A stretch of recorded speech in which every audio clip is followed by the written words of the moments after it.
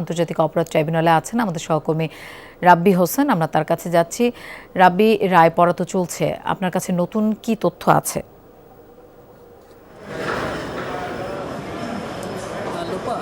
একটু সংশোধন করে দিই যে রায় পড়া এখনো শুরু হয়নি, তবে রায় পড়ার যে শুরু হওয়ার যে আনুষ্ঠানিকতা সেটি শুরু হয়েছে।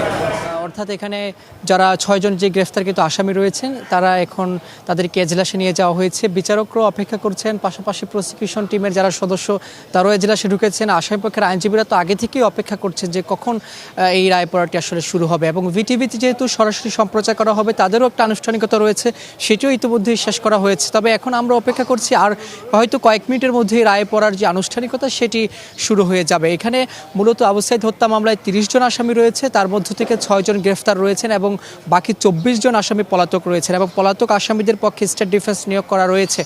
আজকে এখানে প্রসিকিউশনের যারা টিমের সদস্য রয়েছেন, বিশেষ করে চিফ প্রসিকিউটর বলছেন যে তারা এই মামলার যারা আসামি রয়েছেন, বিশেষ করে যারা এই হত্যাকাণ্ডের সঙ্গে জড়িত ছিলেন তাদেরকে সর্বোচ্চ সাজা যাতে দেওয়া হয় সে বিষয়টি তারা ট্রাইব্যুনালের কাছে আবেদন জানিয়েছেন। পাশাপাশি এখানে যারা আসামিপক্ষের আইনজীবী রয়েছেন তারা দাবি করছেন যে তাদের মক্কেলরা নির্দোষ ছিলেন, তারা এই আন্দোলনে আবু সাঈদকে হত্যার সঙ্গে তারা জড়িত ছিলেন না, যার কারণে এই দাবি করে মূলত আসামিপক্ষের আইনজীবীরা তারা মক্কেলদের খালাস চেয়েছেন। তবে আমাদেরকে অপেক্ষা করতে হবে, রায় পড়া যখন শুরু হবে সেখানে তাদের বিরুদ্ধে যেহেতু 25 জন সাক্ষ্য দিয়েছেন, সেখানে নানা তথ্য উপাত্ত উঠে এসেছে, ফরেন্সিক বিশেষজ্ঞরা সাক্ষী দিয়েছেন, সেখানে উপস্থিত যারা গণমাধ্যম কর্মী তারাও এখানে জবানবন্দি দিয়েছেন, আবু সাঈদের পরিবার জবানবন্দি দিয়েছেন, চিকিৎসকরা দিয়েছেন, প্রত্যক্ষদর্শী যারা রয়েছেন তারা সাক্ষ্য দিয়েছেন। সেখানে প্রত্যেকটা সাক্ষ্যই গুরুত্বপূর্ণ এবং অকাট্য দলিল বলছিলেন এর আগে প্রসিকিউশন থেকে। তবে আমাদের আরেকটু সময় অপেক্ষা করতে হবে যে এই 30 জন আসামির ভাগ্যে আসলে কি রয়েছে সেটা জানার জন্য। লোপা, নিশ্চয়ই আপনার মাধ্যমে আমরা আপডেট দর্শকদের জানাতে পারবো। ধন্যবাদ রাব্বি আমাদের সাথে যোগ দেওয়ার জন্য।